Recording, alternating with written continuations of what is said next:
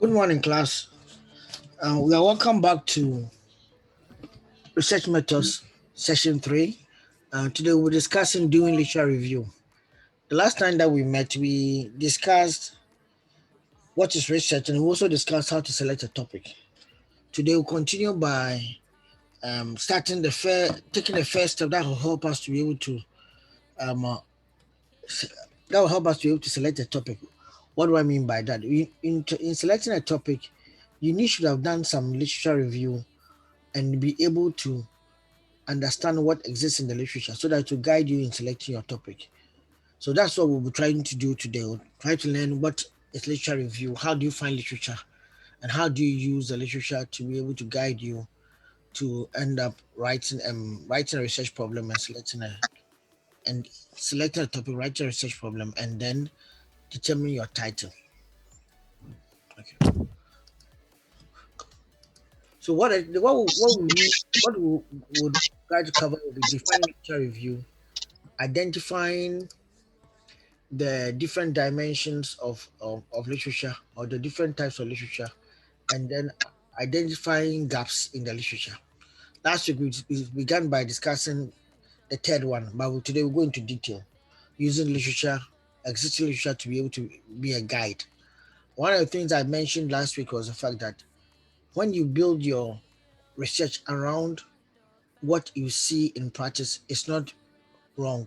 But before you can be able to get a good work done, you should also compare what has been done in the literature so that you'll be able to understand what would be the right question to ask concerning the phenomenon you have found in practice. So what we'll do today is to understand how to find the literature, how to be able to locate it, and how to be able to synthesize and research gaps from the literature. Okay, so will take us to chapter 3 of our book. I hope you have been able to get a copy now. We are moving quite fast because we don't have much time over the semester, and there's a lot of work ahead. So maybe we'll try to double up as we go ahead. So we are on chapter 3 now. Chapter 3 is quite a lengthy chapter, so we would split it into two sessions. So we'll do 3A today and then 3B hopefully next week. So defining literature review.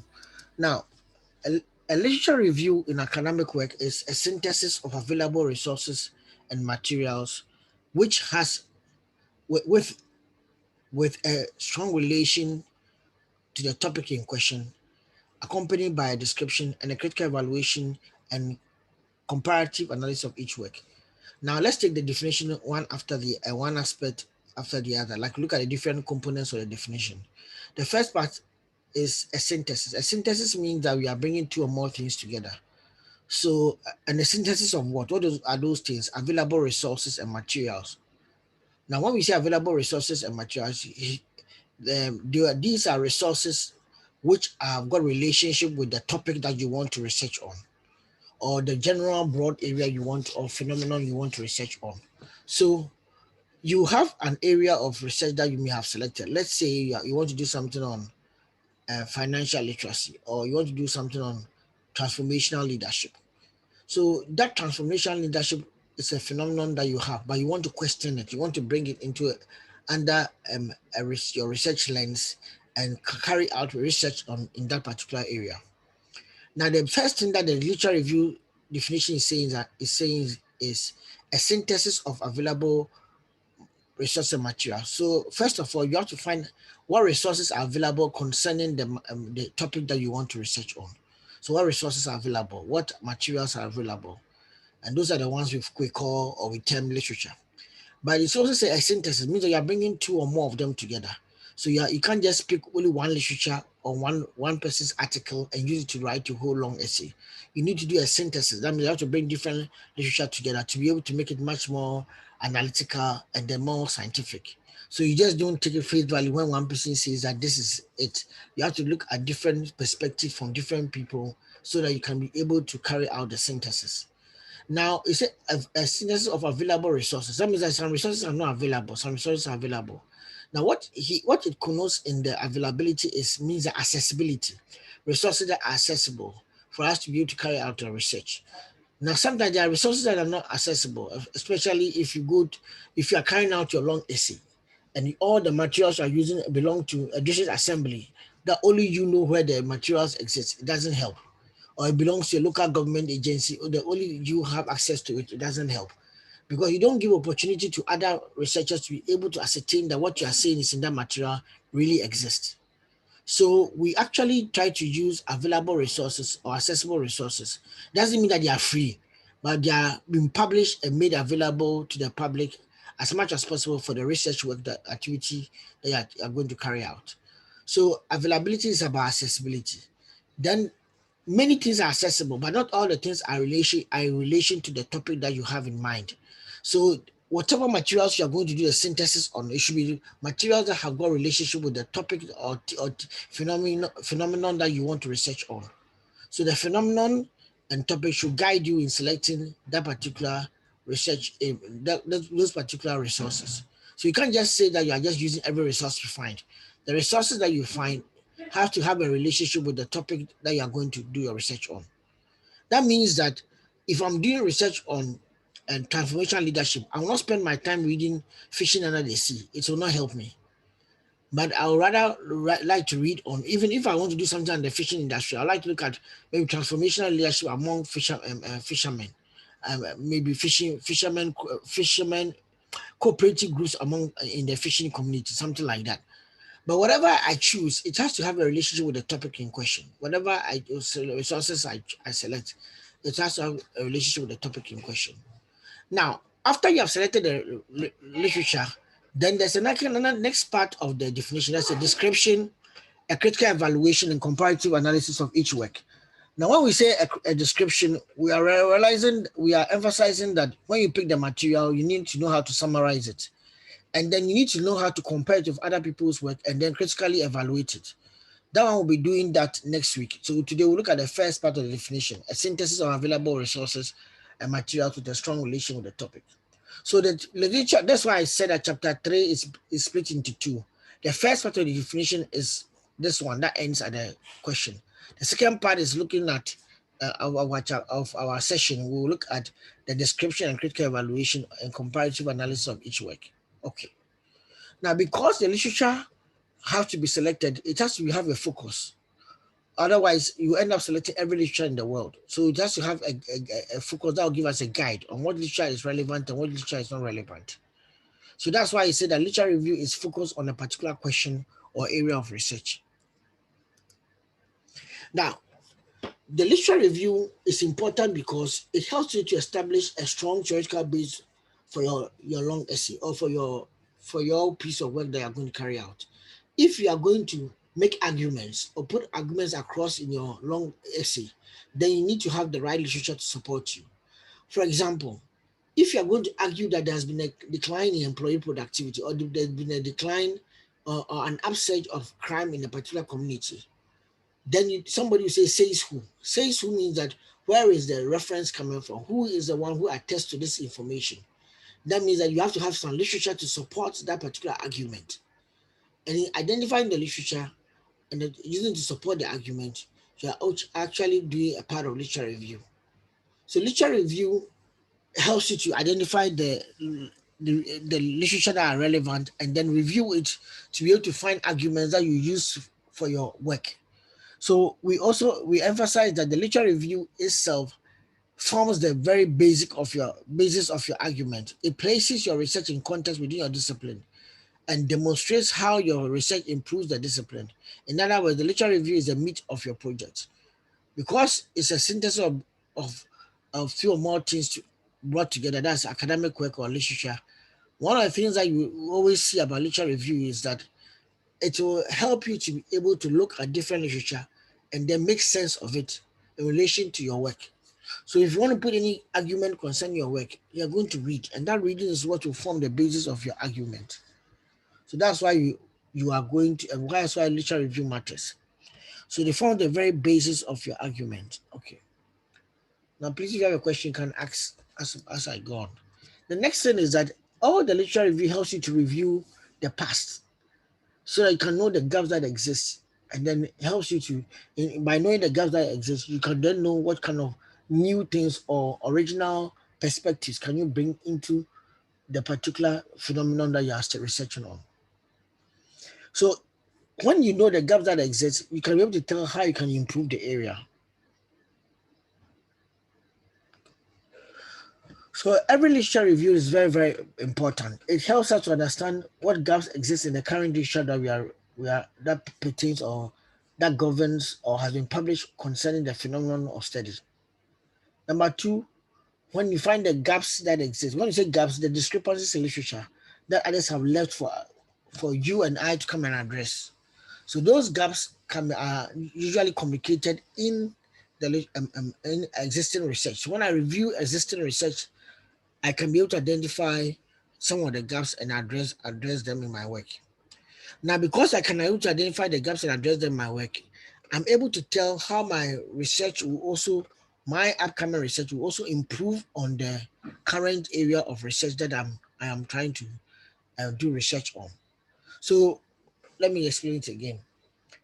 Somebody wants to do a research on transformational leadership. He reads current literature on transformational leadership in higher education institutions and realize certain things concerning it. And then he also realizes that the person found um, culture to be an influencing factor when you are talking about transformational leadership in higher educational institutions. Now I can pick that particular point I have found and take it into my future research and say, okay, now I'm coming to do the research. Because the person emphasized that there's a need for more studies on culture, and I can read it from the existing literature. I can also say that my study then will become about culture and transformation leadership in organizations. So I'm by reading somebody's work, I'm able to identify what has not been done and what has been done, and be able to tell how my work can be original by starting from where what has not been done.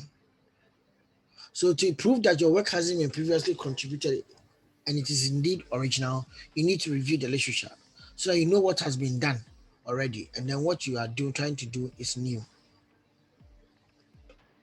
Now, when you are doing the literature review, you are most likely going to find literature not only published by international authors, but sometimes published by people in the business school. So when you put out your work that you have finished your chapter one, and we look at it and we check the references, we would like to see whether you have read extensively. Sometimes you may not know, but there may be a faculty in your department who has done research in that area. And by searching for the materials that you are trying to carry your research on, you should come across that particular faculty's work. So if you come and you come and tell the supervisor you are doing something on transformation leadership, and then let's say culture, and maybe I have published already on I'm your supervisor, and I've also published in that area, and I don't see my work in your write up, your chapter one or chapter two, I'll be a little bit skeptical. I said, upon the good work I put across there, you couldn't see any value in it to be able to help you shape your work.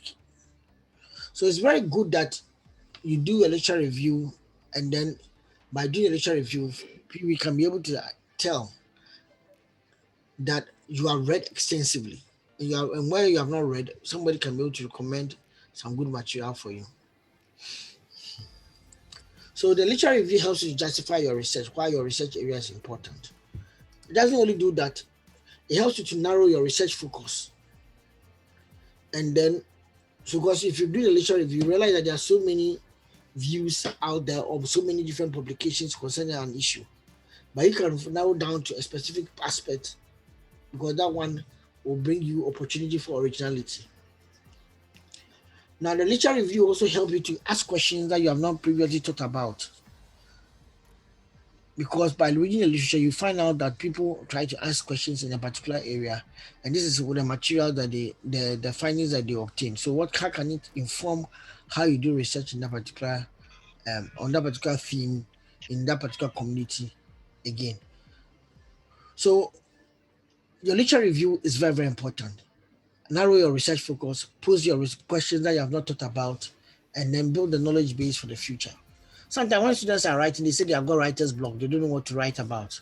It's because they have not read enough. That's what usually happens. Steven, let me take your question. So I finished. Prof, Prof, my own is a concern. The network, I think it's from your side. It gives frequent interruptions. Oh, it The keeps on network, reconnecting. if yes, please. Oh, and nobody told me. Somebody should have typed it inside for me too. And you think the network is from my side? Yes, please. That is what I think. But how will you know it's from your side since you are the only one saying that? As you have you asked others and they says, Okay, Prof, no, no, Prof, then I'm not having that challenge. I think it may be his end because Prof, I think he's using glow. I'm not using everybody, Glow. somebody is saying, Kwabena Edu say Poku says is smooth here. yes, The gentleman has to find his smoothness level. yes. Oh, sorry, but we are recording, so Nana, it's only you.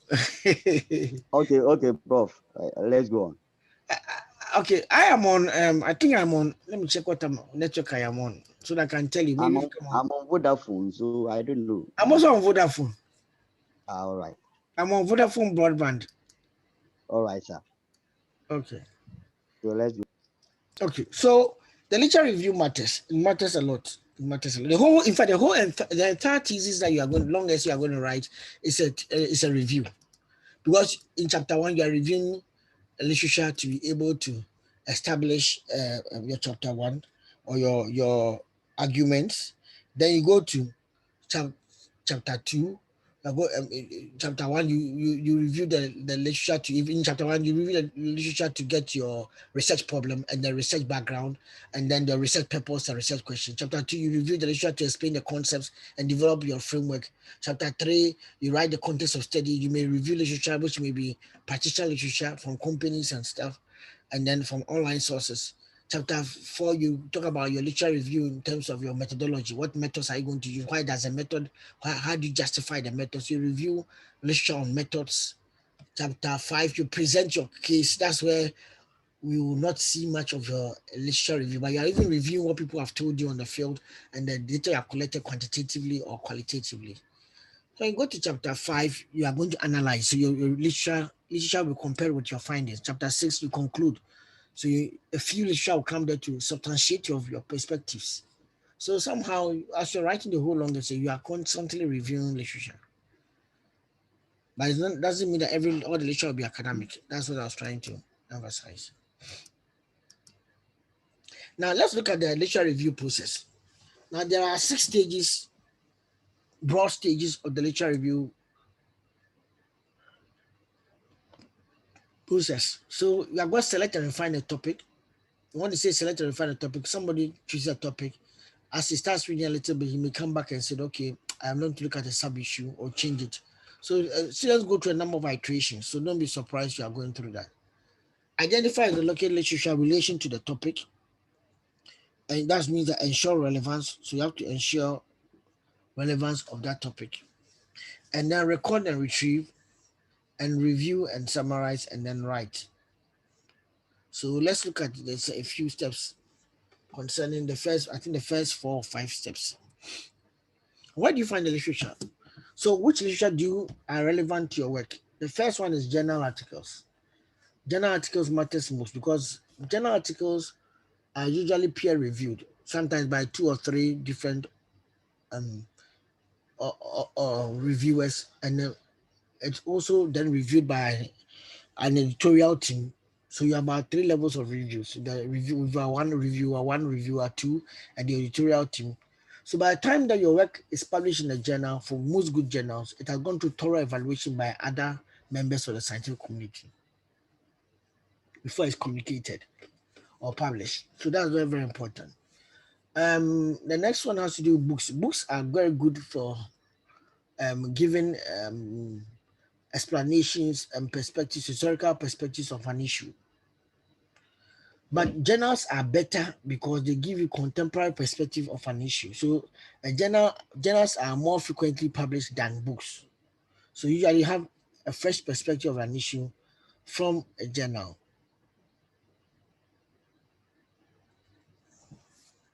Then the books also helps you to maybe get definition of concepts. And sometimes books are more relatively enduring. It takes time before they update it. Then you also have from there, you go to government documents and periodical. Government documents can substantiate your arguments. In case you want to put across the fact that there are 20 something banks in Ghana, where do you take it from? Is it Bank of Ghana website or a document you may want to put across? And then periodicals has to do with things like the Newsmax, the Times Magazine, all those kind of magazines are out there that can also help people get views about an issue. But those ones are not academic, so you have to be very careful. There are a few magazines which are academic, but those most of them are not academic. Then sometimes people like to also read previous dissertations. That is good for you to be able to build understanding of what is happening and how a perspective is being argued. But I will not advise you to copy what is in somebody's dissertation. Otherwise, you end up plagiarizing and you fail. Government documents matter because it helps you to substantiate arguments, sometimes coming from government agencies. They may say something and you say that you may end up saying that this document of government said this and said that, and you used to support what the person has said. So if I go and make a comment about certain maybe declining crime or cyber crime, I need some statistics support, and that may come from government documents. Then you have got policy reports, presented papers, and existing statistics and industry reports. Now, all these are partition-related stuff. Sometimes people publish research work and put it online, or they publish certain statistics and put it online, and then industry reports. All of this will give you an overview of what is relevant concerning your topic or area of concern. So I advise you that in terms of ranking, start with the journals and then the books. Start with the journals and books. Somebody is asking, what about conference papers? They are also partly allowed because they sit in between the scholarly journals and then the books.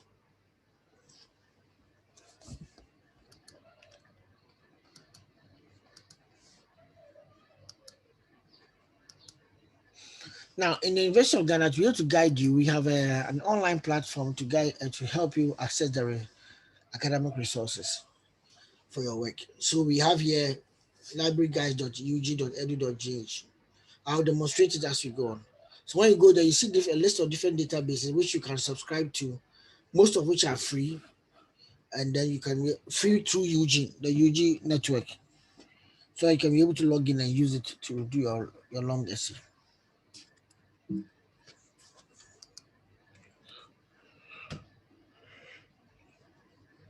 Now, among all the databases that are relevant, especially for business school students, you have got EBSCOhost, Emerald. Emerald is a UK brand. I think EBSCOhost is US.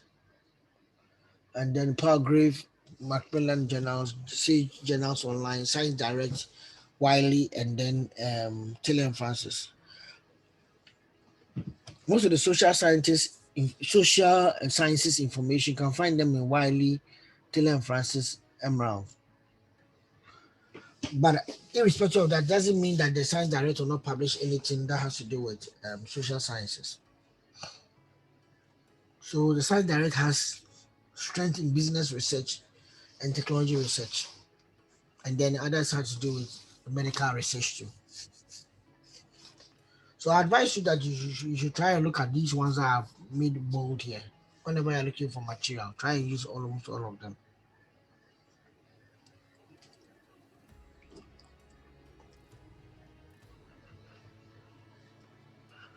Despite these, there are a number of platforms which are also relatively free. Sometimes you can log on to those platforms and get some content which are journals or things like that has to do with periodicals, government documents, statistics that can guide you. But the one here called Google Scholar is a search engine that can help you search different universities' website, different platforms, and different websites of faculty to be able to see where they can find a legal version or a version of the journal articles that you may want to read available for you to be able to look at. So sometimes they have two versions of it. So they put, when your paper gets accepted, you may have a pre-print version, which the company may put online for free, and then the actual final one. So sometimes the pre-print version may be made available online for others to look at it. But African Journals Online is a platform funded by the Ford Foundation with the objective of trying to promote African journals. So quite a number of journals on it. University of Ghana to our journal is there. But that's the only place you will find our journal being listed. That's the University of Ghana Business School. Then you have the Director of Open Access Journals, Google Scholar, Topics in Development, and World Bank databases. I would advise that if you want to do anything, start with the Google Scholar. If you want to look at this page, start with the Google Scholar to be able to gain other resources that you didn't find in other places in there.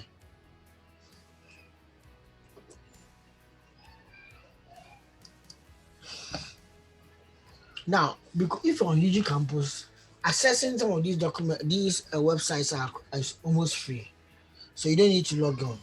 But if you are doing it outside UG campus, like you're at home or you're in your office, you need to register for off-campus access. Otherwise, you cannot be able to log on. So when you do off-campus access,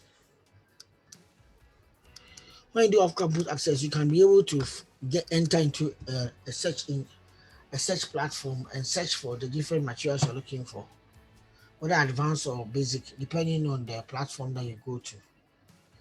And then you check for relevance, whether the papers that you are seeing are relevant to what you want to do before you download them. And then you can record and retrieve and review and summarize. I'll talk about that later. So most important is that what journal do you want to find your material in? What journal do you want to find your material in? So let me just hold on and open my browser and let's do a demonstration. Okay, so you can access these platforms that I'm coming to show you directly on their website, but just that because if you're not on UG campus or you don't go to the off-campus access, sometimes it's very difficult to download the full versions of the articles you may find. So let's go to the University of Ghana University website.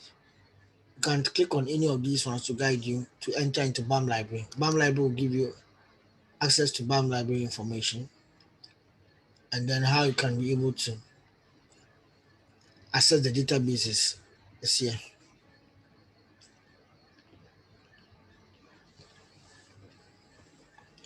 They also have electronic books, off-campus access, UCAT, and all those so many things. Okay, so let's go back. I want to show you the off-campus access directly. When you come here, you have to, if you have not registered, you have to register. And when you register, I think within 48 hours, it's available for you to log on.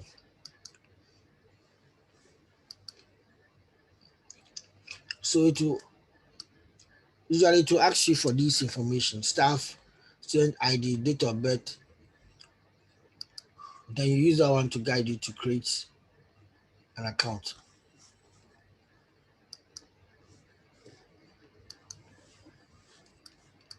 So if I do that, my email is the one that works with it. So I click on it. It will give me this. So it's giving me all the databases I mentioned. So to start off, let's start with Emerald.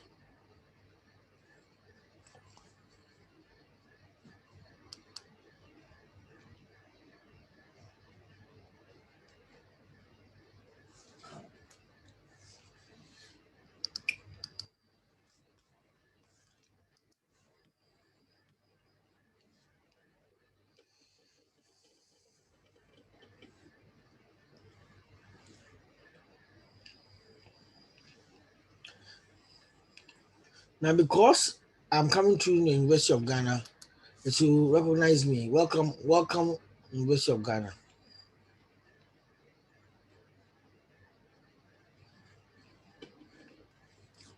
Now, this is the basic search I was talking about. It's just a button like the Google one that you actually use for searching. But then there's advanced search. That helps you to search with different parameters. You can choose to search, let's say, SME financing. You can choose to search every place or just a title or abstract or the title of the paper. So if I do abstract, at least the abstract of the paper should have SME finance. I can add the year I want.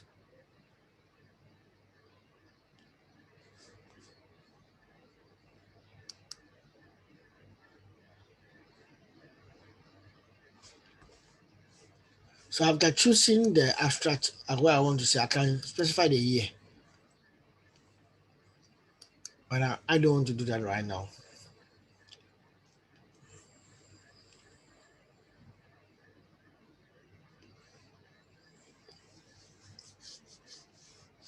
So the articles come up and you can see them here.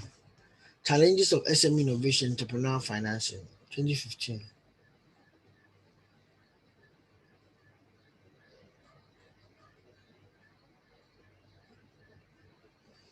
Scope for alternative avenues to promote financial access to micro small and medium enterprises in a developing nation, evidence from India. So it can give you ideas of what you want to do. Debt financing decisions of SMEs in emerging markets.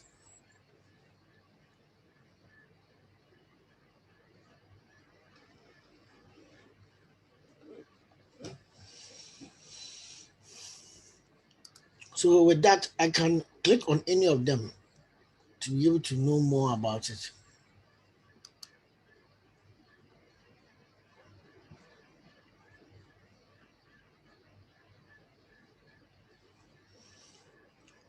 So now I've seen what constitutes financing gap in Indian SMEs, owner's perspective. So this is the background to it.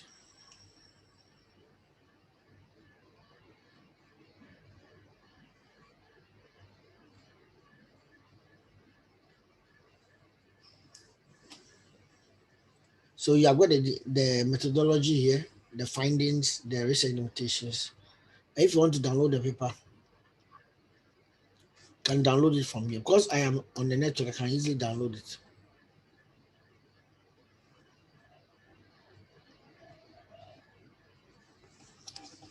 Okay. So for me to save, I can save it as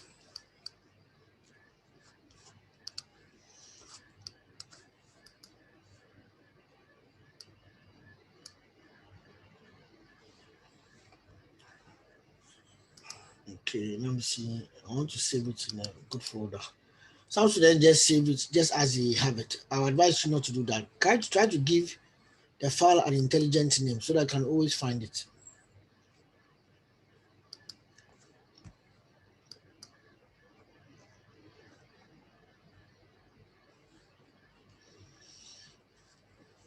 So,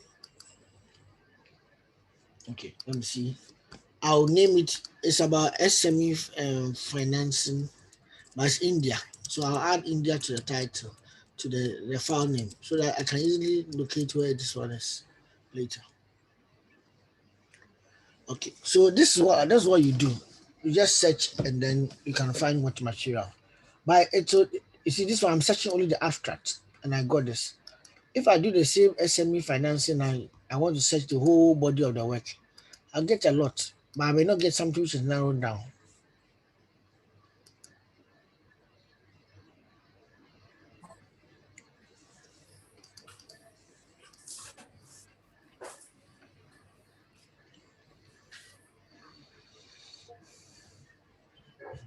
Those of you who are trying it, you see nothing.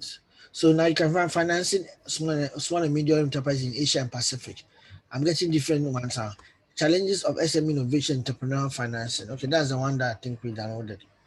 No, that's not the one. We saw this one earlier. Debt finance, we saw it earlier. Mhm.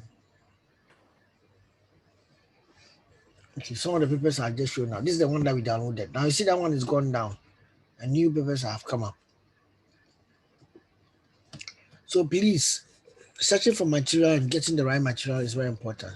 But the issue that comes up in some people's mind is that, what, Prof, if I do this, don't you see I've got 5,167 papers? Should I read all of them? No.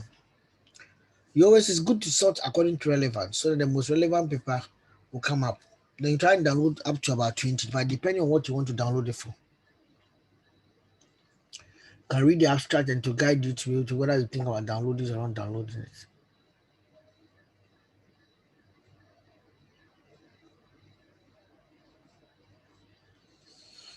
Now let me ask whether you have any questions on this. I want to demonstrate another one. So let's pick another course that someone let me see who is in the house today. Okay, Beatrice Selassie, what discipline are you from? Sir, public administration. Okay, and what are some of the areas you are, Pardon? what are some of the areas you are interested in? Mm, okay, so maybe the um, performance of workers in a particular area, in a particular company or something. The performance of workers. Yeah, in And you an are from public organization, a admin. particular organization. Yes, please. Oh, okay. Now, it's about employee performance in the public sector. So let me see. So I'll put employee performance here. I want to see that one in my abstract. I can add another rule and add public sector. But if I put it in the abstract, maybe it will narrow the work down so too much. So I want to do all the fields. So I want anything employee performance and then public sector in all the fields.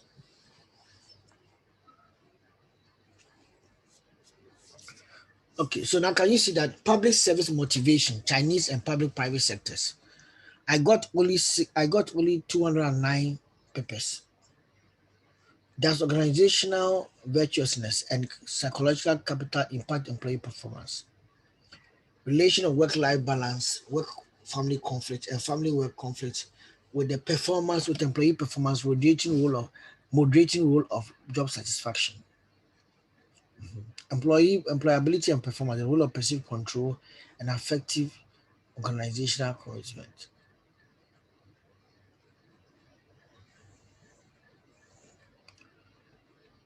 Now let's see the first time I've seen something on Ghana. You see, bureaucratic leadership, trust building, and employee engagement in the public sector in Ghana. Now let's go back here and let me just show you something. Supposing I add another one and take Ghana, and I say I want the Ghana to show up in even the title of the paper. Let's see how I will narrow down from 209. So what were we going to narrow down to? To only two papers that have Ghana in their title. So only two papers. One is by the dean and one is by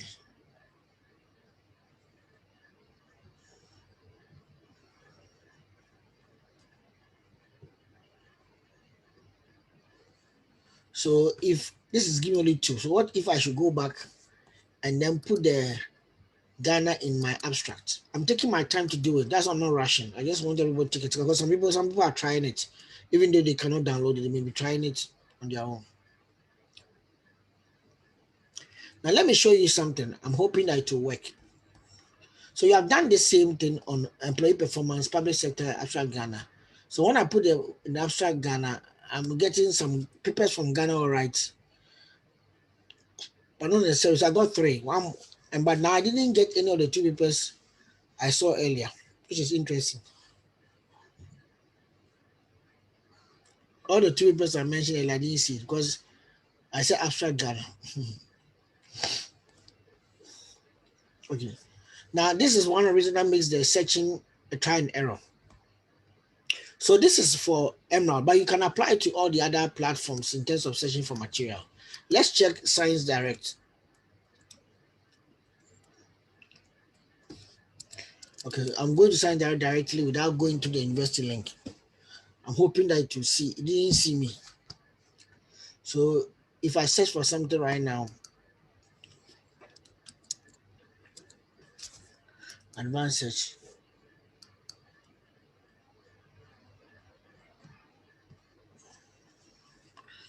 Okay. Now this is Science Direct. I don't think I'll get much on employee performance here, but I want to just put it there.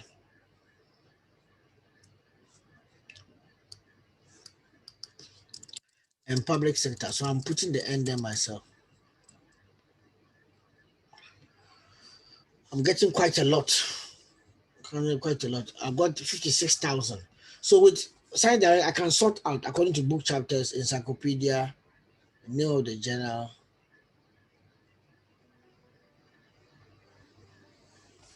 So now let me add Ghana and Ghana.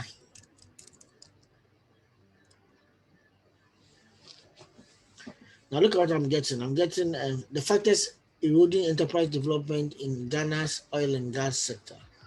It doesn't. It's not part of what I wrote earlier. I found earlier. I'm finding something on developing public administration education by focusing on difficult concepts. The case of Nigeria and Ghana. So comparison. Managing stress among library staff in public university libraries in Ghana.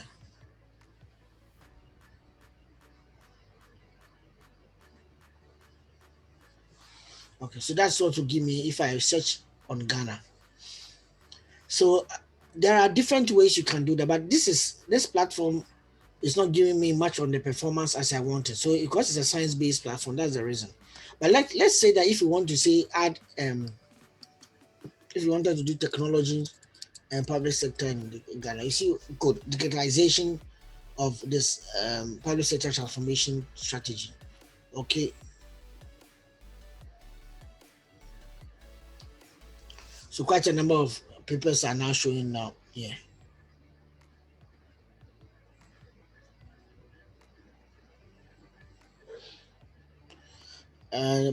Petroleum revenue management. That's not about technology, but it may capture something there. But the first part, the most relevant ones, is sorted by relevance. So the most relevant ones come up. I can narrow down again and just remove the Ghana and do it Africa. So you can do this to narrow down and get papers from particular countries. So such like COVID, look at COVID-19 and Africa's aviation and tourism sector, a new agenda for future.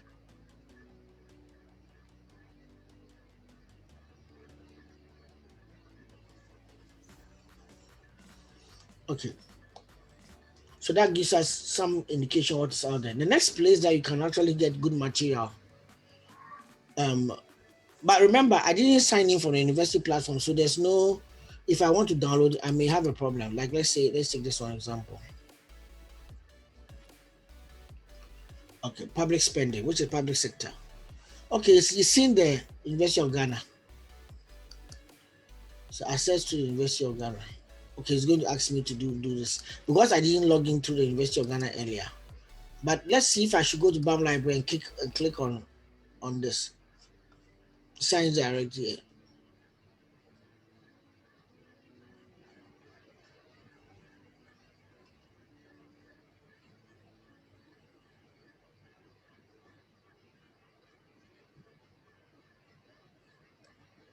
Okay. Let me see. I got sci-fi, science direct ebooks. So I've opened it. Now I came here. It is not showing. I think. Let me see. Let me just search for something. Let's see something. Okay. I search for social media.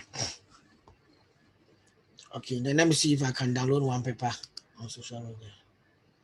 Okay, it's downloadable. Good, because I'm in UG, it's downloadable. Okay. Good. So, but I have to stay within the same browser so that I can be able to get more downloads from there. Okay. So that's what happens when you are searching for the materials. That's what happens when you're searching for the materials. Now, the other thing I want to emphasize here is that there are certain times that even UG doesn't have the access to the material you're looking for. Or maybe you are on a place that your UG platform you're logging on, you couldn't get it, but you want some material. So if that happens, this is something that I've found that it works. So what you should do is that you copy the DOI. If this is too early, this is October 2021. It has not even been published yet. So let me pick something which is in 2020 or 20 before.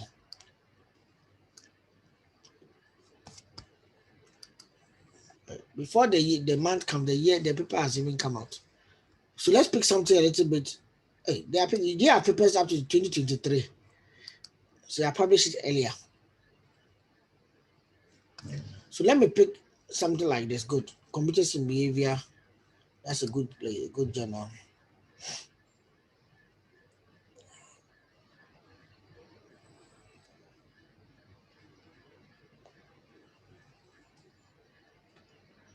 You copy the DOI. Then you open a fresh platform and type Sci-Hub. Now this one is sci-hub.sc.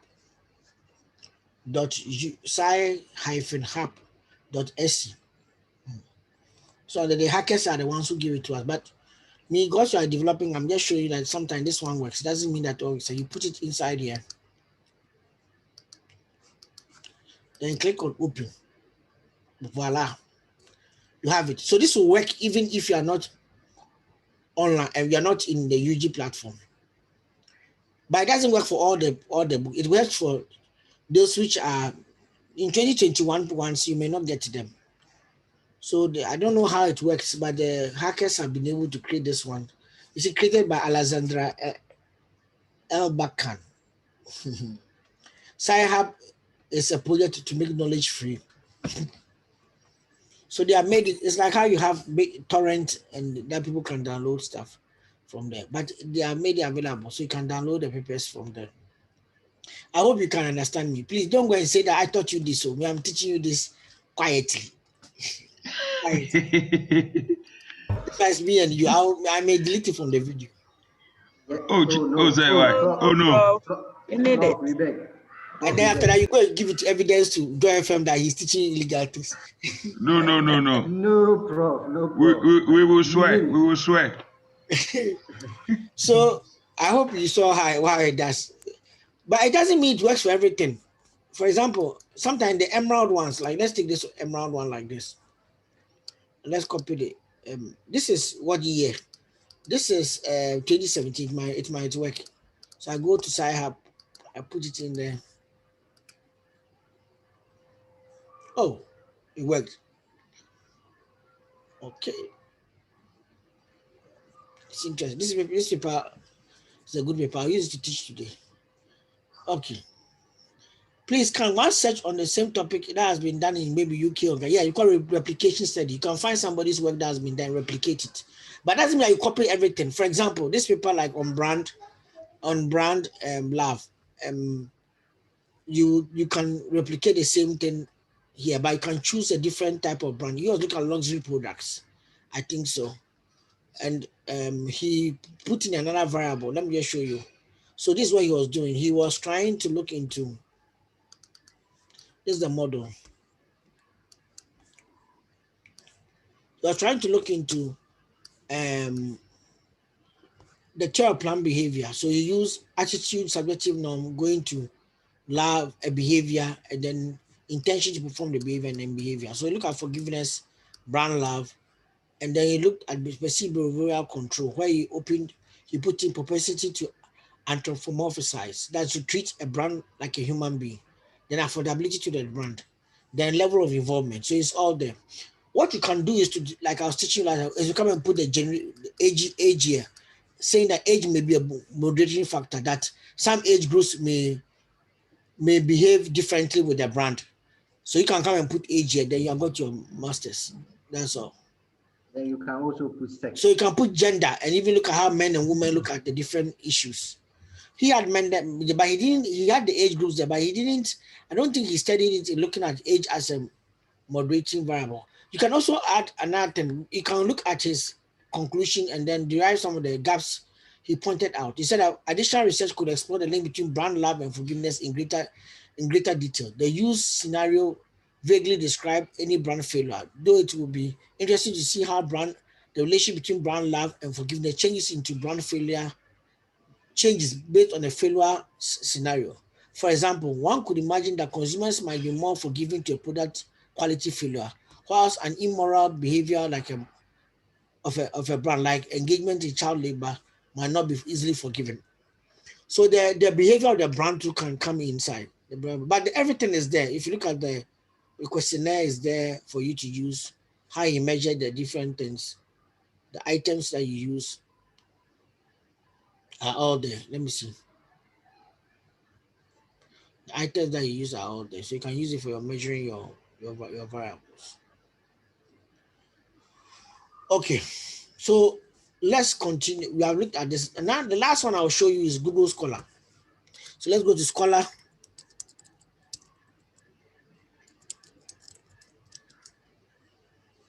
So with Scholar, Scholar can search all those databases you are looking at for you. So sometimes people start with Scholar, but Scholar does not give you access to download unless the person has put it on his personal website. Then he can maybe link it to that place. So let's check. Let's check something relating to. We have done finance. We have done HR. We have done marketing. Which of them have we not done? Healthcare. Okay, so let's do something on healthcare. So let's say mobile health. Mobile health. Mobile health application adoption. Okay. So I just type mobile health applications. I got regulation of mobile health, BMC medicine. It's a medical journal, Journal of Medical, American Journal of something there. So it's giving me, and it's even telling me other things I can search for.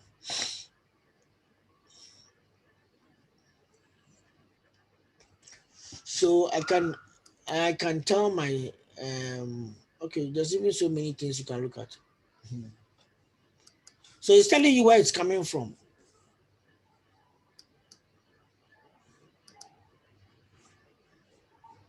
Somebody is writing on my screen. I don't think it's intentional. Don't worry, I'll clean it. So it's telling you where it is coming from, either from Springer, there's something from this is Science Direct. So it all tells you where you can find them. Some of them can even search people's dissertations. Okay. Let me see if I can get another um,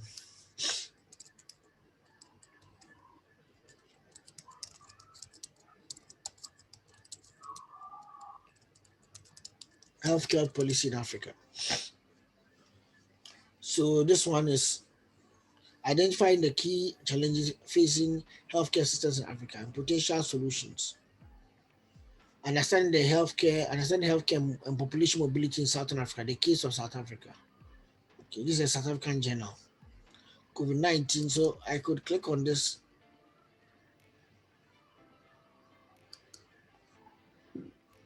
And it takes me to the South African journal. They have got the platform for all their database, all their journals. They have a database or a platform for all their journals. So I can come here and their journals are free. So you can download it and then load it. But as you see, are very short. So be very careful just using all these South African journals. Okay. Maybe you want to make a point, so you may want to go there. Okay, so in general, you can use anything. Then you can also even add, names. So let's say healthcare Boateng. So in case a person is publishing a paper on that area. So there's a guy called D. Boateng. He has published a paper on access and utilization of maternal care in rural district. And this one too is coming. Yeah, this one is S. Boateng. So there's quite a number of different. This L. Boateng, Linda Boateng. I don't even know all the people. So there are quite a number of people who have published in their different areas.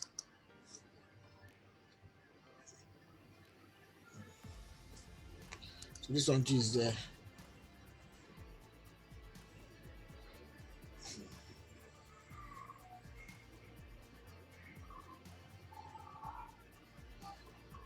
Okay.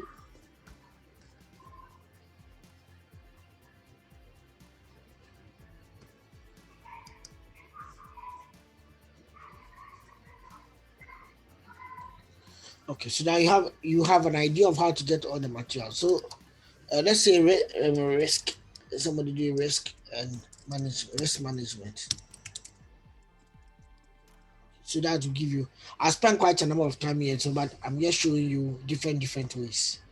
So let's say can do abo or um, I'm just I'm just checking people who have published on this area.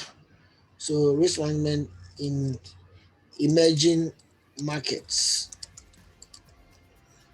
So we can get books, can get so much material. But one good thing about Google Scholar is that they generate the you see the different the references, the referencing style to how to reference this article. But doesn't mean that it's perfect. Sometimes it's not perfect, but they give you an idea of the article name, the publisher, and then the author. Then they tell you who and who have also cited this one. So in case you want to check how others have cited this paper and they use it in their work. So this means that this guy's work has been cited. That means that it has been used by 26 people in their work since it was published in 2010. So I can click on it and find out all the people who have used their work. So I can get related studies together. Related studies together. The same, a similar thing is in Science Direct. When you search for material on Science Direct, citing articles. So articles that have cited this particular one. Citing articles, you see. So you can read and find out. So it's like if you want to find more studies in an area, I have to look at the citing article. You find out those who have, especially if it's an old paper, you find out those who have cited that paper since it was published. Okay then. Thank you very much. So now I've been able to go through. I've been able to go through different versions of searching, but you can apply it to all the different platforms: Emerald, Wiley, and all those other ones. But Emerald and there's Stella and Francis too. It's also a very good platform. But Emerald and Science Direct, we may start from there and add the rest. Okay. So now let's go back to what we're doing. Now, when you have searched for the material, I've seen that somebody's hand is up. I'm coming. When you have searched for the material, you end up realizing that sometimes you have so much that you need to categorize them. Plenty have come. You search by relevance, over 2,000 articles have shown up. So which of them do you read first? That's the difficulty that students have.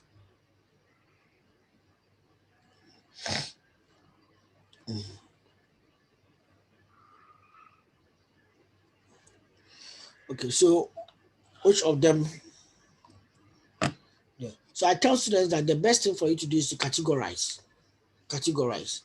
So if you put the title of what you're searching in the middle here, you can start creating folders. So let's say I have an article on, let's say, transformational leadership. I put it here and I search and I find papers on culture and transformational leadership. I say idea one, so I create a folder for culture and TL, transformational leadership, and I put the papers inside. So, and I can also find another one on maybe transformation leadership and Ghana. I can put it in another folder. Transformation. So if I want to categorize by country, by continents, I can do the Africa, Europe, and Americas, and then Asias, so that I can categorize the papers. Then I can be able to know which papers are coming from Africa, which papers are coming from the different countries. If I want to categorize based on themes, I can put culture and transformational leadership. Let me just show you. I'm going to share my whole desktop, then we'll use it to do an example. So you have, I hope you can see. Hello? Yes, bro.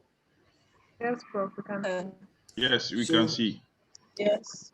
let's go to Emerald. Okay, so Emerald, and let's type.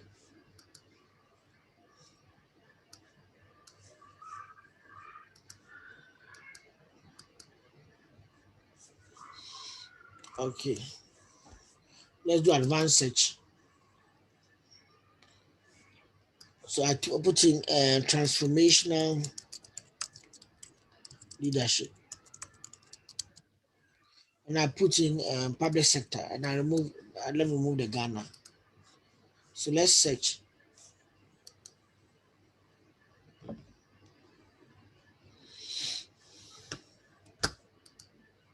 Okay, so the first one, go integration through transformational leadership, a parasite to public citizen. So if I want to categorize by, first you can categorize by country. If I'm saving this one, I'll save the file as goal integration, TL and Ghana. So that if I look at the title, I know that the sub-theme is goal integration, the paper is about transformational leadership, and the country is Ghana. So I'll save the file name as goal integration, TL, and then Ghana. Now look at this one is coming from Jordan. So let's say Asia or Jordan. I don't know whether Jordan, I think Jordan is Asia, if I'm right. Or it's Middle East. Okay, Middle East. So let's say Middle East. So this is Africa.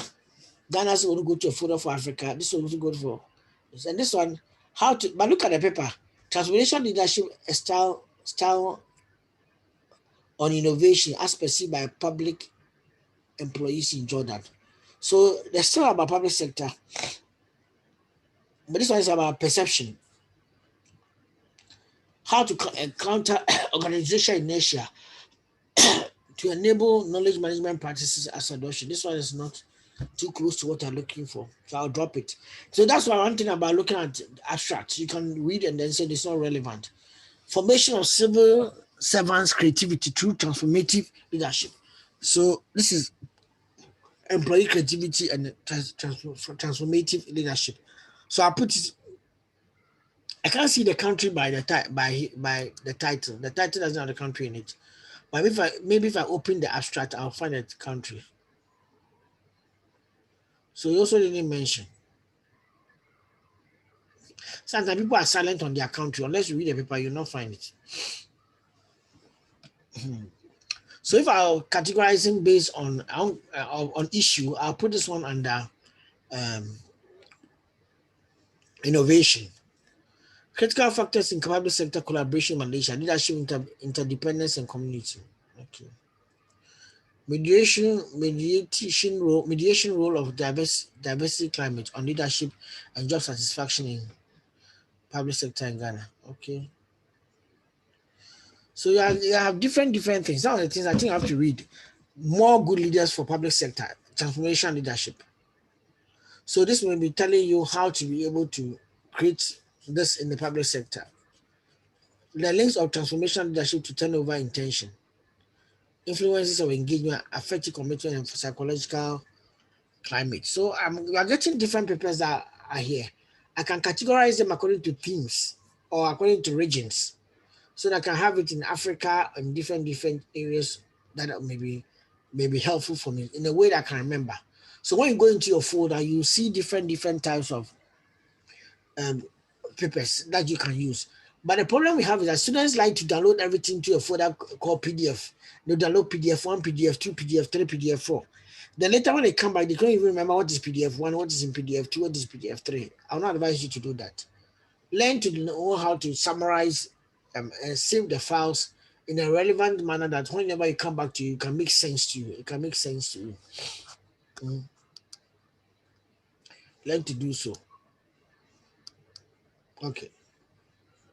So the next thing is you trying to know how to summarize the literature.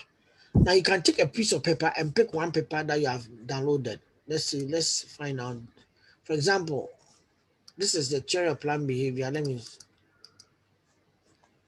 Let me okay, I've opened it here already, so let me use that one.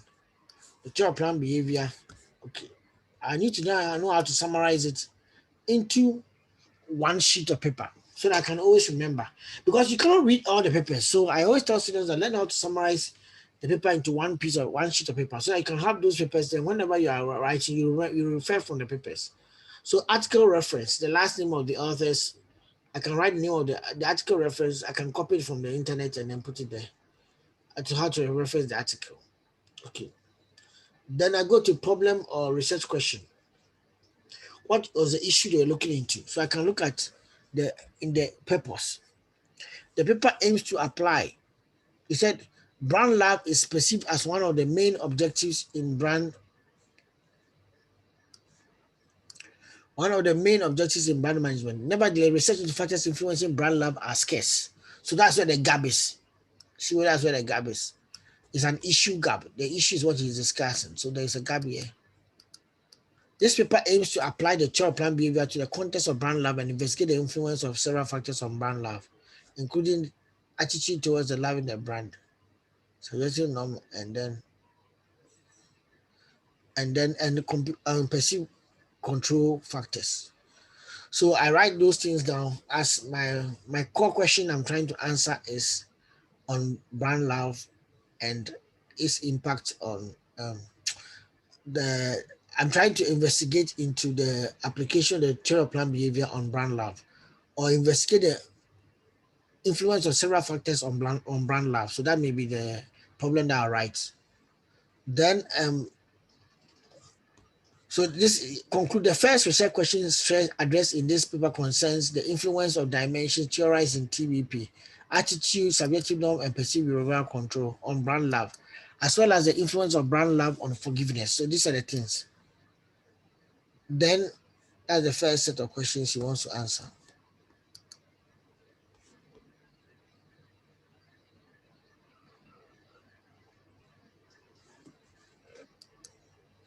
Okay, then so let me just see. The next one is that the second question relates to the moderating influence of product category involvement on the relation between beliefs suggested in TPB, and then brand love. Okay. And the survey was done among Dutch participants in the context of fashion industry. So the method, all right, is a survey, fashion industry. And sometimes you can find some of this in the abstract, but if you don't find it, then you may have to go through and then do that.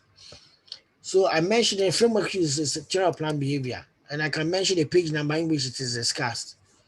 The findings and discussion, I can read the findings at the findings section and then find out what are the key findings I want to point out. I can look at it from the abstract, I can look at it from here, and write one or two findings that I found, and then the conclusion.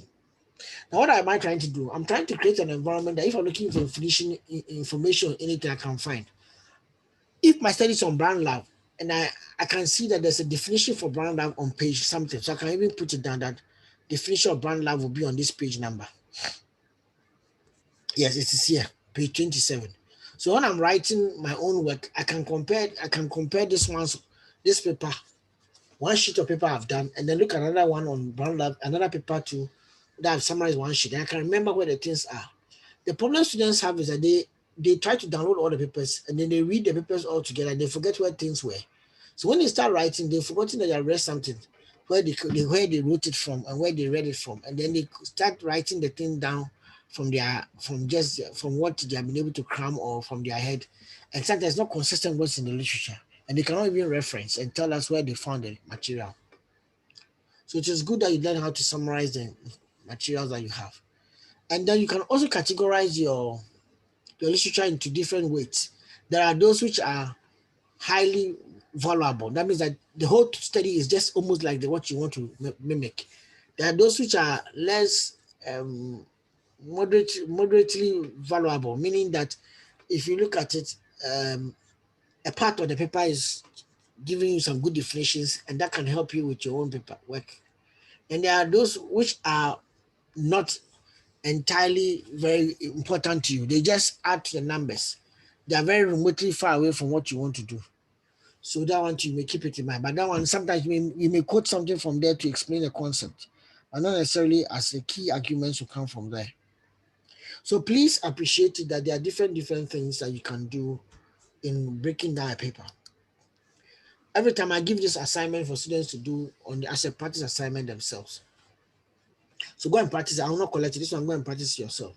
You can go online, search for mobile phones and micro trading activities, and just search for it and try to summarize it and see if you can learn something from the summary. Okay. Now now that I've been able to explain this, let me deal with all the questions that are there. Then I can go on to the next part. How do you turn what you have read into something else? Is there any questions from my team members? Can see there was a hand, unless I solved the question as I was teaching. Hey, Clement Vondi, what are you eating that you are using toothpick like that?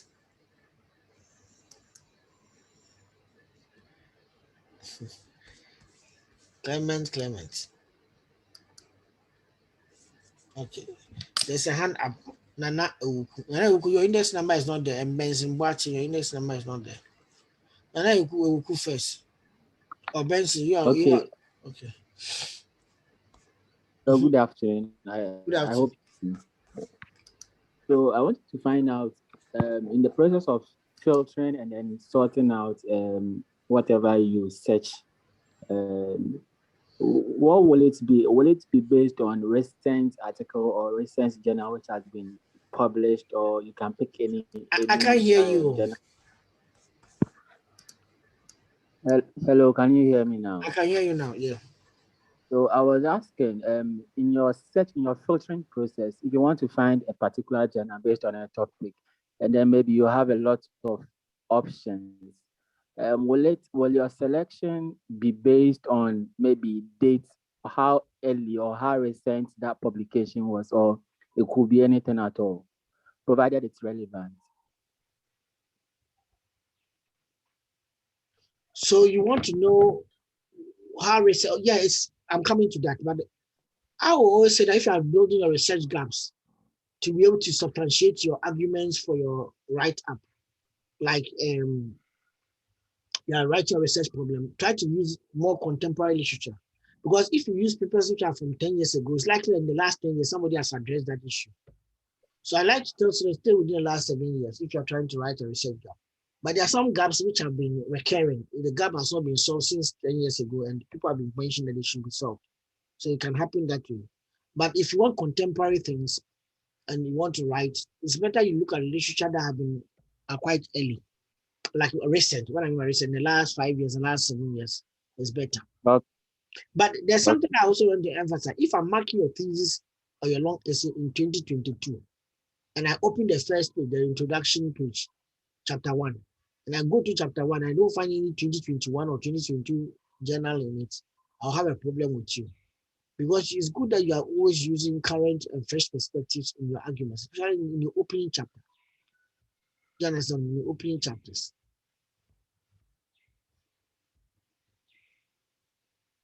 Okay, Doc. Doc, I think I'm fine now. Okay. Okay then. Whoa. Okay, Nana Uku. You are the one who talked, Benson. Prof. Yeah, your hand was up. And Benson, you have to rename your name to reflect your index number. Okay. My hand is a previous one. Okay.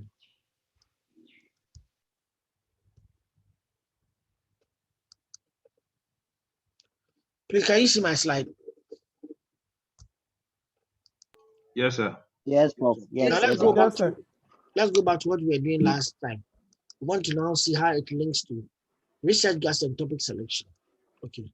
So we mentioned that there are a number of things that influence your choice of topic.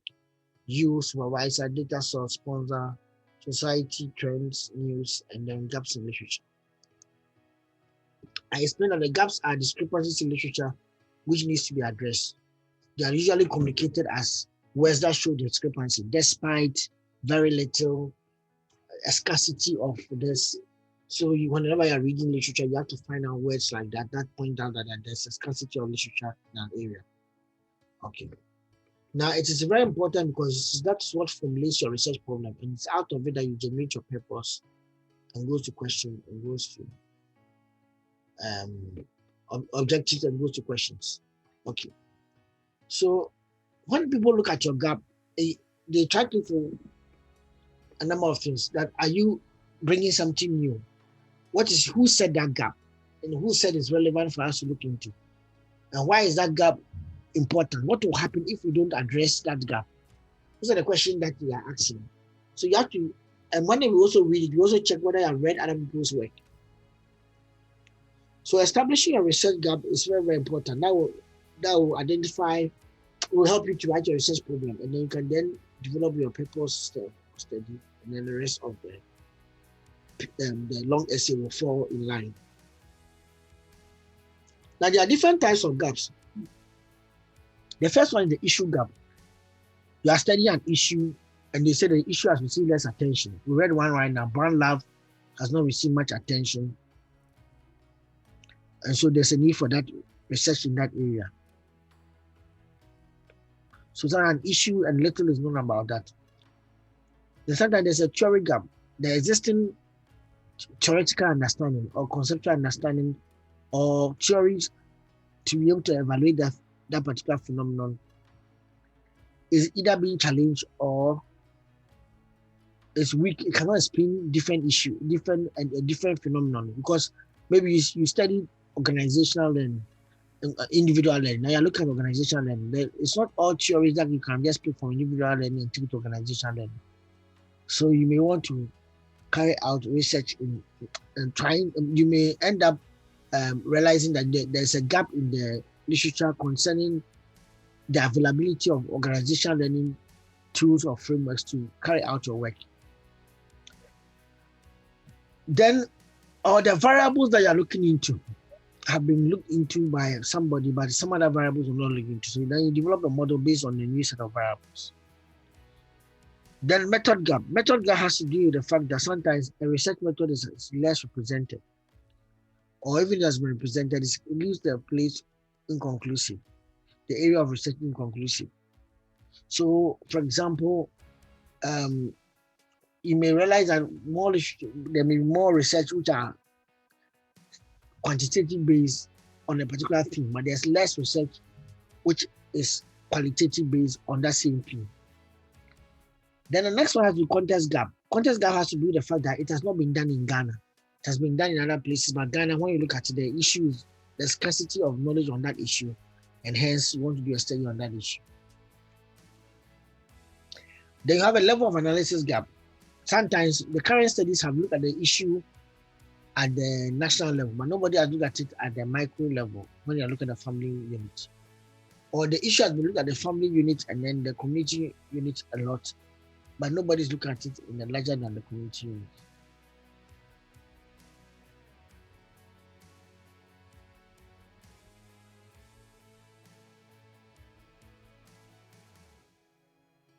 So these are the 5 gaps, but I'm going to illustrate them as we look at examples. Usually you find gaps in 2 places of a published paper.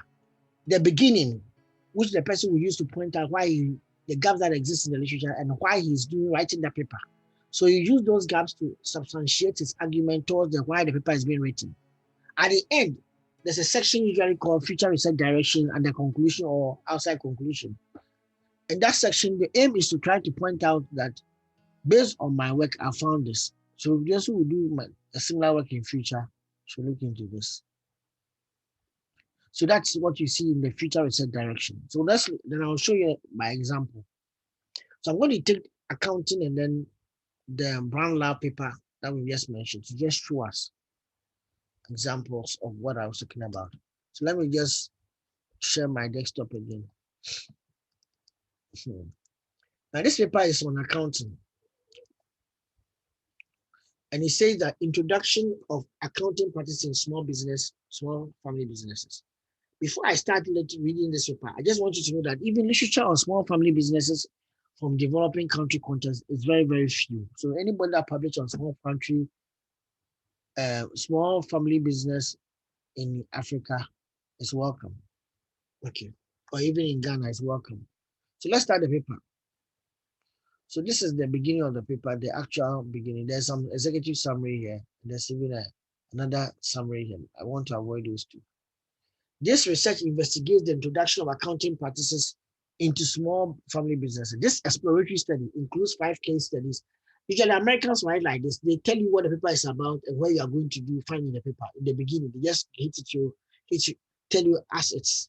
While the UK type of writers like to tell a story before they will arrive at this at the end of the paper, at the end of the introduction. So don't be surprised that he's telling us all that is in the paper, what he's going to do at the beginning. It's normal of American writers and some other type of countries. For each case, we conducted interviews with the family and non-family employees, in addition to gathering private and public information to understand how owners make decisions about accounting practices that might be implemented in their businesses. So let's start the reading. The success of small businesses is relevant for any country, given that in their impact on economy, given their impact on the economy. In the USA, businesses employing fewer than 500 employees count for half of the country's economy, and half of its private sector employees. Similar patterns can be observed throughout the world. Now look at where the gap starts coming.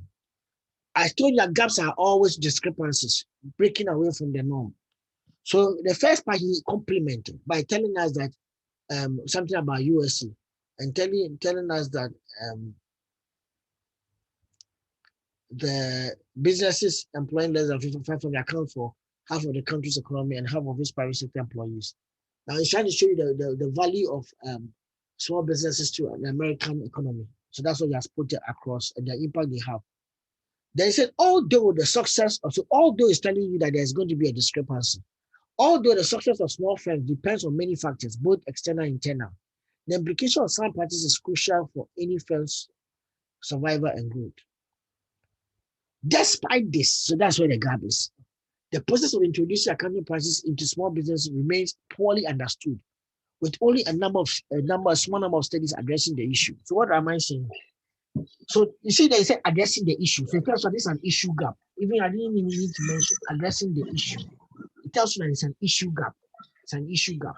Why is that an issue gap?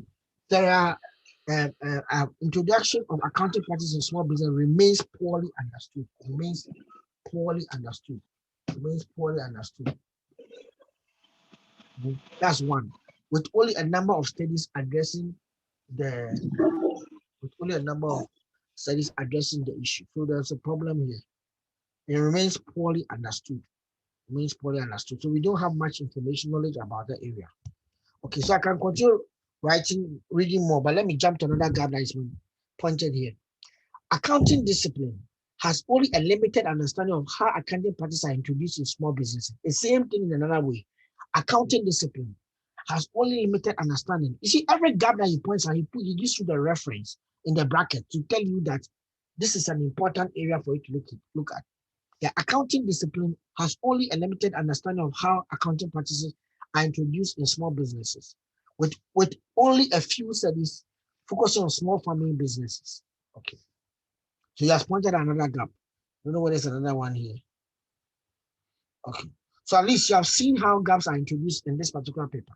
Now let's look at another one. Hoping I can show you about 2 or 3. Okay. So this is about using the theory of planned behavior to understand brand love. The study is about brand love. So in writing the paper, the person started to give us a background on what brand love is, and then give us some information on papers on brand love. But then it goes to another paragraph where it starts a section called the problem section. Now let me explain something to you. Whenever you look into a paper, you see, when you are writing long essay, you have a section called background and there's another section called research problem. But when you're reading a paper, the person combines both the background and research problem. Usually the beginning part, the first few paragraphs is the background, and then the latter paragraphs are the research problem. So don't be surprised that you see a problem in a title called introduction. That's a paper, academic paper that someone is writing. But when you are writing a long essay, you have the 2 clear sections, the background and then the research problem. So look at this. Despite the growing interest in the field of brand love, previous studies, you see, all gaps are found from previous studies. So you can't mention a gap without reflecting on the past. Previous studies have mainly focused on, so it's telling you what previous studies have been doing. Their focus has been on conceptualizing brand love and operationalizing brand love. Okay. And as well as distinguishing it from other relational constructs like brand trust and brand identification. Very little research, you see, look at here. Very little research is done on facilitating factors that enable consumers to experience brand love. Thus, we respond to the call of Venuccio. We respond to the call of Venuccio et al. 2015 and focus on the antecedents of brand love. So Venuccio may have been an author that has pointed out that there's a need for studies in this area.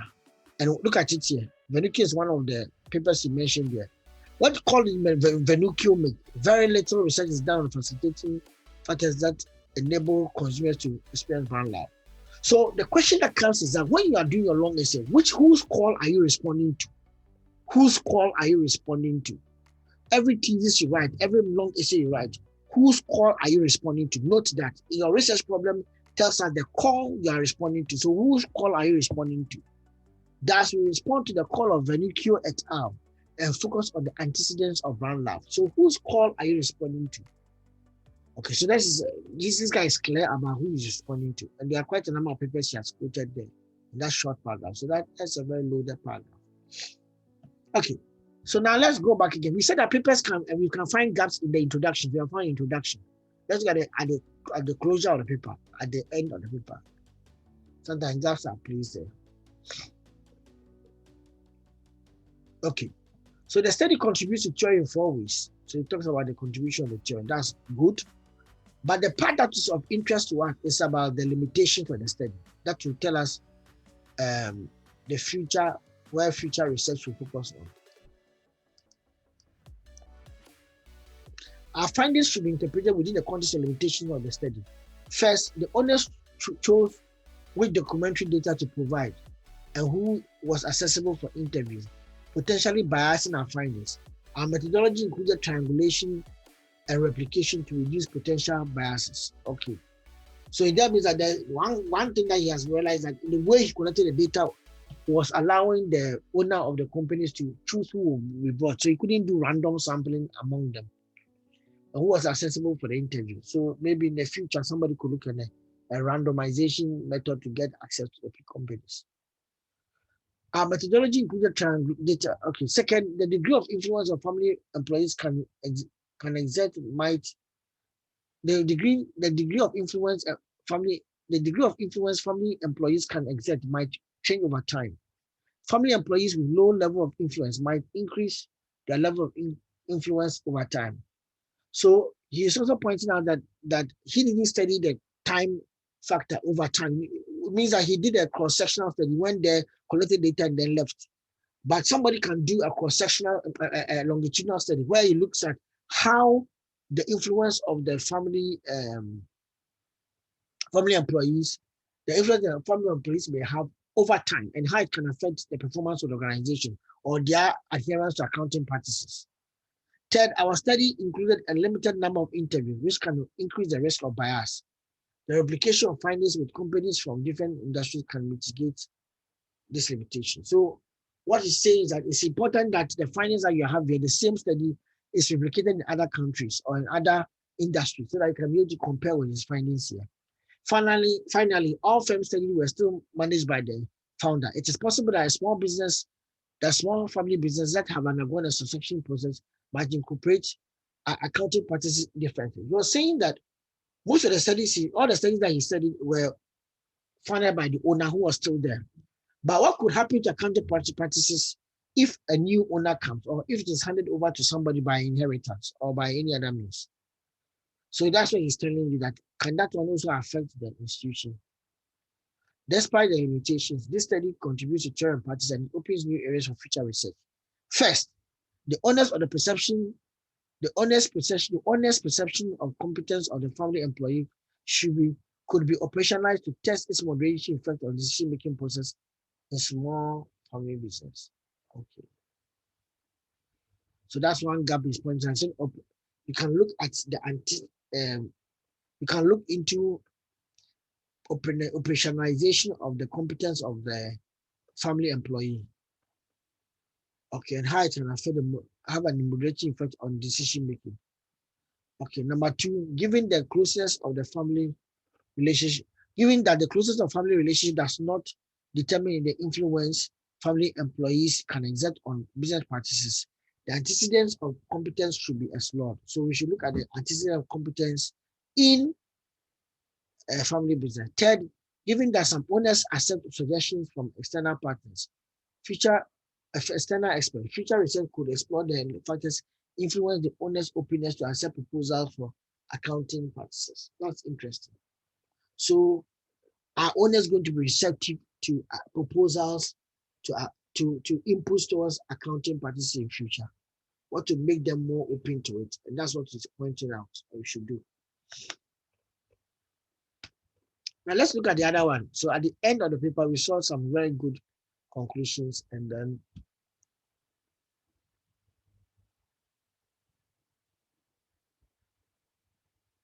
okay, now let's look at the 12 plan behavior that.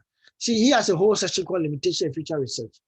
Research into the antecedents of bank life is emerging as an emerging domain, which implies several issues still remain unaddressed. So now all this is for future research. The issues remain unaddressed and still remain to be addressed. So all this, he has actually said it himself. All this has to be addressed. First, future research should replicate this study with different samples and lab objects. He studied look at fashion industry. Somebody can look at cars. So you can take the same model and look at it, use it to study cars, maybe made in Ghana cars, like I mentioned the other time. You may want to change one or two variables there. Okay.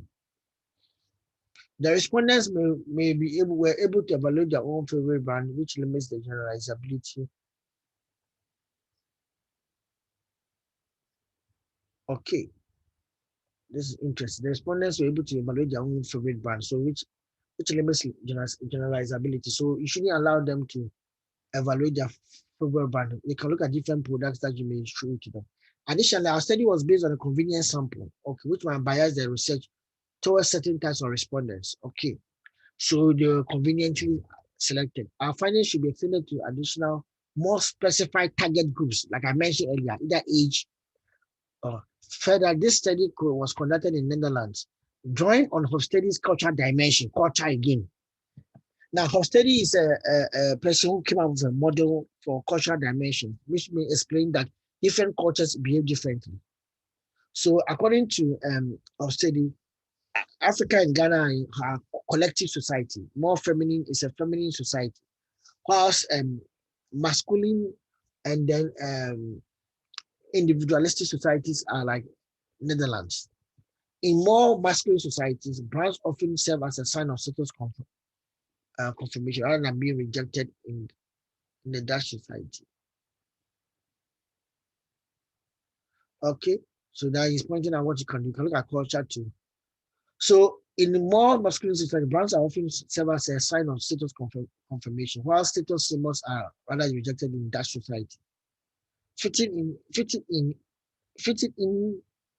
instead of standing out can be seen as a major Dutch principle. For example, the expression "do normal," which translates to just be normal already, reminds Dutch consumers that showing off is not acceptable behavior. Interesting.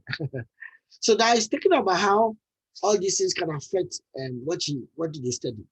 So these gaps here are what is leaving for future researchers to be able to do. So I've shown you that you can find gaps in the beginning and at the end of somebody's paper that he has written. Now let's continue. This one last week I talked about it with you. We looked at the research gaps in the triggers of triggers of entrepreneurship among creative consumers. And we found out that there was a gap here. It says that as firm founders, end users, in contrast with professional users, remain relatively unexplored by scholars. So that area, end user entrepreneurship, has not been explored. So this exploratory study focuses exclusively on consumer entrepreneurs and extend.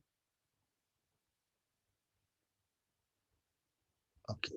So now extend our knowledge of this unconventional and going for production. So now we have this as our gap coming from the research problem. But he actually pointed out more gaps when he went into his literature review. He said in the field of consumer sporting goods, Shah and Trippers developed a theoretical model. So he's going to a theory-based gap to explain when creative users decide to found or not found a firm to commercialize their own innovations. They identified three main factors that accelerate users into innovators' entrepreneurship process. When they have access to complementary assets, when they possess informational advantages, enabling them to uniquely identify opportunities that established firms would underestimate. And then when the rents for entrepreneurial activity exceed the opportunity cost of their time. This initial work opens a research avenue for further investigation since authors focus on organizational time factors rather than private factors in terms of life stages. to extend share interpret first assumption and to explore why creative consumers decide to become entrepreneurs, we aim to answer the following research question. What mechanisms trigger creative consumers to become entrepreneurs? What are the pathways of entrepreneurship?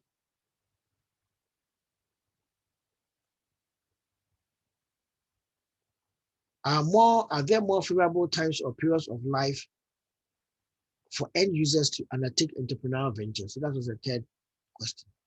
And they're all built upon what you mentioned earlier. So this is in the literature review section. Okay.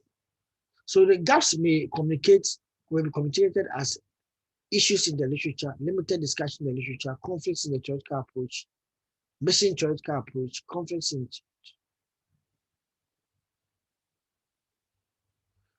and then mix previous empirical results, less contextual evaluation. Now, the first one, missing issues in the literature, is what we saw right now with the accounting one, that small family business has not yet received much attention. So, and then later discussion in literature, it's very little has been discussed concerning brand love. And then conflicts in the theoretical approach. Okay, so that one could come from the fact that we don't have an example here, but sometimes they can tell you that something is inconclusive. I think we saw that with Professor Abbas' paper last time, that the empirical results were inconclusive. And they're missing theoretical model, or means that the theoretical model is not mature or it doesn't exist. You need a model to explain. Conflicts in empirical methods, the method that you use. We saw examples when we're reading the way they said that the biases in the collection of data for the accounting practices and small family firms. Mixed empirical results, when the results are inconclusive and they're contradicting each other. That one we don't have an example here. Less contextual evaluation or geographic representation. So there's not much discussion on the issue from the perspective of even Ghana or the African region. That one is okay. Now, when you are doing your long essay as a master's student, most of the time, the master's students use two types of gaps, the issue gap and the context gap. The fact that has not been done in Ghana, and the issue is missing the literature. It's very seldom that you see, unusual, when you see an MBA student focusing on theory gap and then method gap, and also most of the MBAs, your studies are going to be the issue that you want to study, and then the gap in terms of has it been done in Ghana already? Or if it was done in Ghana, did they cover, was it exhaustive? What areas have not been answered? Those are the things that you do. Now, complex gaps are gaps that combine sometimes 2 or 3 or even more. So complex gaps are also welcome. In effect, if you are looking for literature, you can either search for the literature by topic, so I can look for gaps in by the topic, or you can also take a statement after you have found the topic. You can take one statement from it and analyze it, like I was going to do, and I take a statement and read it and analyze the statement. Or you can also look at telescopic study, where you look at the entire paper to get an idea of what has been published. Like I was telling you about how to summarize a paper. Or you can even look at an abstract. An abstract gives a telescope into a paper. Or you can look for a character study. Remember what I was doing? I typed, I think, healthcare application. I added Boateng or I added something. So sometimes I can add somebody's name. So you can type something like corporate social responsibility and add Hinson. And you end up finding all the papers that Hinson has written from the first one to the end, so that you can be able to know how he has progressed over time in that area. Then you can also do geographic. You can type an issue and add country like Ghana, Africa, and then try and generate different articles for you. The question that comes up with most of you is that, so sir, do I use all the methods? The thing is yes and no. You are trying to get your point of saturation. So it gets to a point that almost every paper you find again has been found, is one of the papers you found and downloaded earlier. So you stop downloading. But some areas of research, there are few authors in that area. So you want to look for, if you search for it, all the authors will come. But sometimes the areas have got about 80,000 findings and 80,000 people show up. So to narrow down, you start to start either using Africa or using Ghana or using a name of a person so that you can see from the study and look at what is best for you. So any of these methods can be used.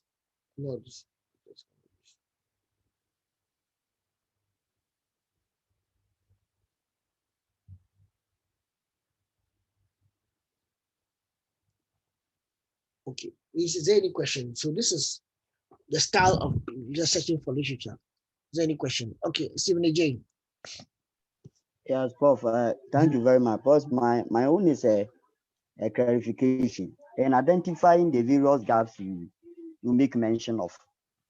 That gaps will serve as a core team or core ideas for individuals to write on, right?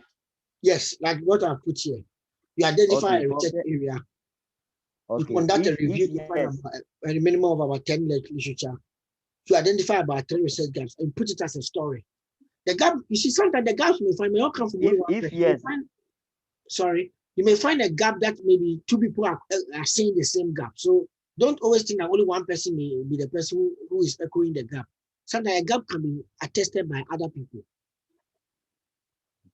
okay, Prof. Then if yes, are the individual or the researcher have to paraphrase or quote it verbatim and give credit to the various stages of which the person found the gaps, or how can the person adapt it as its own? Oh no, you do what we call abstraction. So you have to read a person and abstract and pick ideas from the different people's Okay, papers. Let okay, me just show thank you you very something. much. Let me show you something. If you look at the gap in this paper, it's not only one person's argument. Look at what he said here. Let's read it together here. Despite the growing interest in the field of brand lab, previous studies Studies have mainly focused on on conceptualizing. conceptualizing. So he's telling you that where the focus has been. Then he gives you all these people 88, 2005, 2006, 2008, 2014. And then on operational, so he's taking count of papers that have come. So usually when I present a gap, he's telling you that even though there are a lot of papers there, the papers have been looking at these areas. Now, when you start doing that, he's going to tell you that these are the papers that have been looking at this area, but then means that there is a gap that there is an area that they are not looking into. So it goes on as well as distinguishing it from other relational concepts like brand identification and gives you. So he's telling you that there are papers. So he's not saying that the area doesn't have papers. The area has papers, but the area has very little on the one that focuses on what? Very little research is done on facilitating factors that enable consumers to experience brand love. We don't know how consumers experience brand love. That's where the problem is. So we respond to the call of then Prof. yes. Okay. Then Prof, I think it will be the main core ideas of which to inform the researcher to write his paper on. Yeah, it's possible. Hello, Prof. Okay. I said it's possible, yeah. So, but please, everybody and how he presents his gap. So that the more you read, you look at different people's styles. In fact, one thing I tell students is do that study how people write. That's when we get to writing. I'll explain that into detail next week. But study how people write. People write in different styles to bring different perspectives of an issue. So this one has been done. Let me show you another. Let's look at the other one here. Okay. They're asking for the link for the tutorials. So can you give them Obed, can you give them the same link to this class so they can just join? Okay, Prof. We'll break for 1 minute or two. Okay, so here it says that despite this, the process of introducing accounting practice, but look at what he decided. He said, although the success of small firms depend on many factors, both external and internal, the implementation of sound accounting practices is critical for any firm's survival and growth. So he's telling you that having sound accounting practices is good for whether your firm is small or big. Everybody needs it. But despite this, we don't know how small businesses do their own, introduce accounting practices, but we know how big businesses do that. Only a small number of studies address the issue. But look at where he's quoting the paper from. As of 2000, and when was this paper published? This paper published in 2017. That means that for the past 7 years, I told you that gaps can be taken in 7. Even if it was published in 2017, it means that the guy started writing the paper in 2016. So in 2016, when he started writing the paper, he went back and realized that people have not been studying much on the last 6 or 7 years. People have still not been studying much on no, that's 17 years. I'm right. If I'm right. 2017 to 2000 to 2017. Yeah. That's about 17, 16 years. It means that since the issue came, people are still not responding to that gap. I mentioned earlier that don't take gaps which are more than 7 years old, but this one's taking 17-year-old gap. Why? Because it looks like the issue still remains. Do you understand me? Yes, please. And look at what he said here again. The accounting discipline, like taking a stock of accounting literature, has a limited understanding of how accounting practices are introduced in small business, one, in 2000, and in family businesses, with only a few studies focused on family businesses. So that even the family businesses and how they introduce accounting practices, there are only 2 studies he has found, 207 and 205, 2007 and 2005. So that tells you where we have a big problem coming from.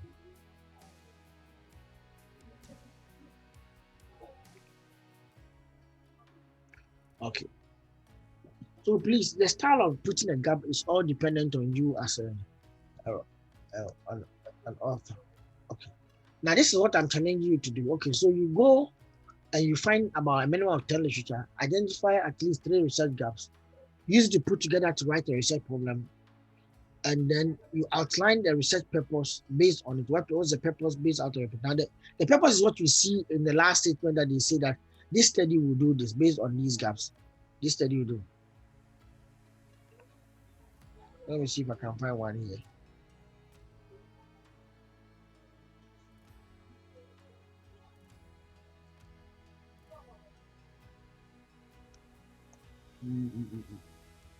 This one doesn't state it. It says it's embedded in the write-up. Okay, it says here. This research investigate the introduction of accounting practices in small business. Good, this one. That's the purpose of the study. Based on this. Then if you look at the Brown Lab one, he pointed out in terms of 2 questions. Concluding the research question address, the first research question addressed in this paper concerns this, and the other one concerns. So these are the questions you want to address, but it's based on the gap that he was able to. Like he's going to respond to this one, the call of this. But I think the actual study and this purpose is mentioned. If it's not mentioned here, it's mentioned even in the beginning. This paper aims to apply the 12-plan behavior to the context of brand love and investigate the influence of several factors on brand love.